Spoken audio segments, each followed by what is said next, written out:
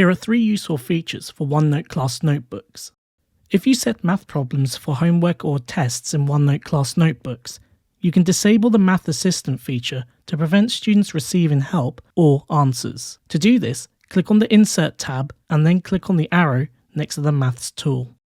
Now select Turn Maths On or Off option. In the Maths option window, select the features you want turned off and for how long. Once done, click Apply to save the settings. Now you can distribute this page to all the students and the Maths Assistant will be disabled for that time frame for each student. Microsoft had added a dark mode to OneNote. You may find this useful to reduce eye strain, especially when marking digitally for long periods of time. To enable it, click on the 3 dots More Options icon on the ribbon.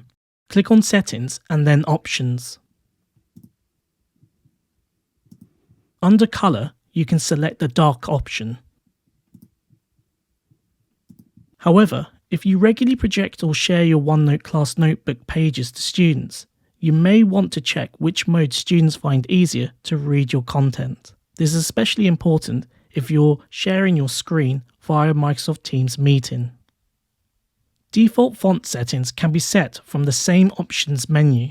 This will save you time since it will stop you having to change the settings every time you create a page in OneNote. On the Settings option menu, scroll down to Default Font.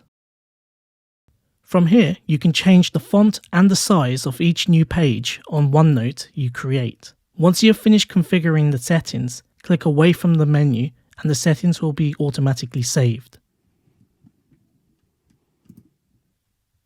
Click on the Watch Next option to learn how to create section groups in OneNote Class Notebooks to distribute pages to specific students in your class.